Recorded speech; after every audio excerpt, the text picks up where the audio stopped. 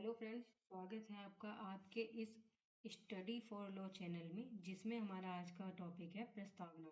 Constitution का ये series चल रही है। कॉन्स्टिट्यूशन का ये क्वेश्चन है जिसका पेपर कोड है 1002, जिसका 102 भी आता है। प्रस्तावना क्या है? What is preamble? ये इस तरह से पूछा जाता है, ये शॉर्ट में और वेरी शॉर्ट में मोस्टली पूछा जाता है। प्रस्तावना संविधान को दिशा उद्देश्य प्रदान करती है। वर्णन कीजिए। Preamble gives direction and purpose to the constitution describe. क्या उद्देशिका भारतीय संविधान का भाग है? अति संक्षेप में वर्णन कीजिए। ये भारतीय संविधान का भाग है नहीं है। दो केस मैंने लिखवाए हैं, वो बहुत इंपॉर्टेंट केस हैं। अगर आप केस क्वेश्चन में लिख कर आते हो ना, तो आपको नंबर बहुत अच्छे मिलते हैं। तो केस को आप ध्यान से याद कीजिएगा। आंसर है प्रस्तावना। प्रस्तावना भारतीय संविधान की प्रस्तावना मुख्य अभिव्यक्ति और परिचयात्मक कथन है जो विषय के उद्देश्य को सामने लाती है। प्रस्तावना शब्द लैटिन शब्द प्यूम्बल्स से लिया गया है और इसका अर्थ है पहले जानना, कि पहले आप जानो कि संविधान क्या है। यह दस्तावेज के अंतर्निहित दर्शन और मुख्य उद्देश्य को दर्शाता है।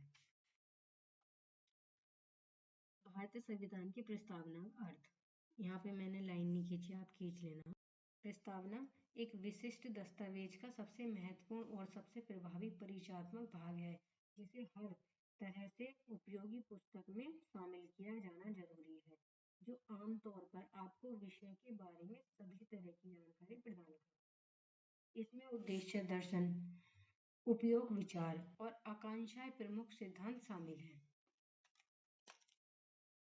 आकांक्षाएं प्रमुख सिद्धांत शामिल है। इसके आगे पंडित जवाहरलाल नेहरू जी ने संविधान सभा के समक्ष मसौदा प्रस्तुत किया, जिससे पता चलता है कि हमारा संविधान कैसा है, भारत के लोगों को क्या अधिकार है और क्या शक्तियां दी गई हैं, साथ ही लोगों को क्या स्वतंत्रताएं दी गई हैं। तो ये जो प्रेम्बल है ना हमारी, इसको सबसे पहले किसने पेश किया था? पंडित जवाहरलाल नेहरू जी ने। नेहरू जी द्वारा प्रस्तुत मसौदे में सभी अभिव्यक्तियां और विचार प्रदर्शित किए। नेहरू जी द्वारा प्रस्तुत मसौदे को उद्देश्य प्रस्तावना के नाम से भी जाना जाता है। इसको कट कर लेना। 13 दिसंबर 1946 को प्रस्तुत किया गया।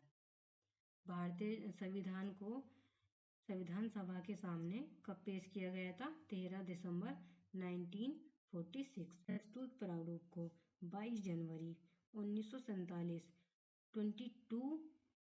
22 जनवरी 1947 को प्रस्तावना के रूप में अपनाया गया।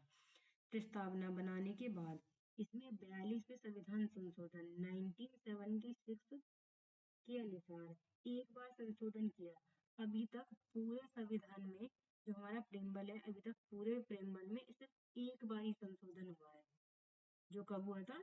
1976 में 42nd अमेंडमेंट, जिसमें 3 शब्द जोड़े गए थे। इसके माध्यम से 3 शब्द जोड़े गए थे। इस संशोधन के माध्यम से प्रस्तावना में 3 शब्दों को जोड़ा गया।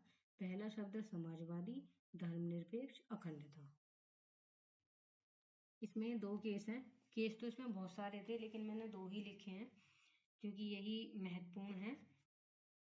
इनरी बेरुबारी यूनियन AIR 1960। इस मामले में उच्चतम न्यायालय ने यह मत व्यक्त किया कि उद्देशिका संविधान का अंग नहीं है, संविधान के निर्माताओं के विचारों को जानने की कुंजी है।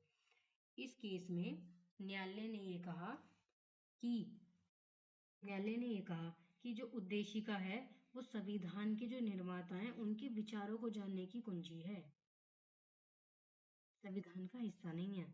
तो संविधान का हिस्सा आगे जो ये केस है, केशवानंद भारती बनाम केरल राज्य AIR ऑल इंडिया रिपोर्ट 1973 का ये केस है। इस मामले में यह मामला उच्चतम न्यायालय में बेरुबारी के मामले में दिए गए निर्णय को उलट देता है। यह अभी निर्धारित किया कि उद्देशिका संविधान का भाग है। उद्देशिका जो है, इस केस में कहा गया था कि उद्देश्य संविधान का भाग है। और जो इंद्रनी गिरफ्तारी का केस था, इसमें कहा गया था कि संविधान उद्देश्य का जो है संविधान का भाग नहीं है, संविधान का भाग है, अतः इसमें संशोधन किया जा सकता है।